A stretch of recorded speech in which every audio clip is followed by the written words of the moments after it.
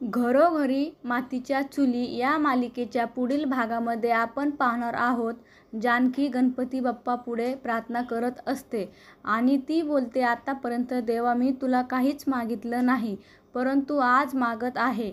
माझी आई कुठे आहे, कशी आहे याबद्दल मला काहीतरी कबूल दे. आणि आपण पाहतो गणपती बाप्पा देखील जानकीला कबूल देतो.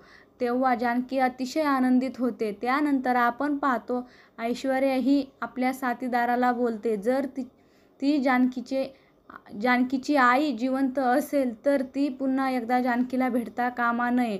तर तिकडे आपण पाहतो लता ही जिवंत असते. ती जानकीचा शोध घेत असते. तिला जानकीची खूप आठवण येऊ लागते. त्यानंतर आपण पाहतो सर्वजण हे मंदिरामध्ये पूजा करत असतात. तेव्हा जानकी, ऐश्वर्या देखील असतात.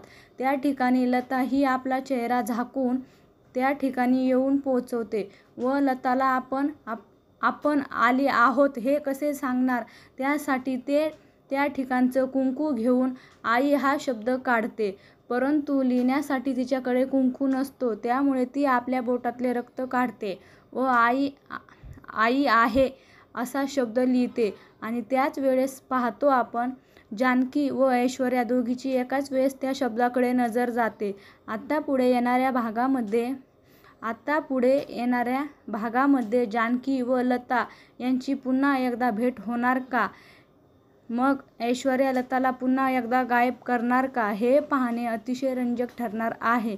घरोघरी मातीच्या चुली या मालिकेचे सर्व अपडेट्स पाहण्यासाठी आमच्या चॅनलला लाईक करा, शेअर करा आणि सबस्क्राईब करायला विसरू नका. धन्यवाद.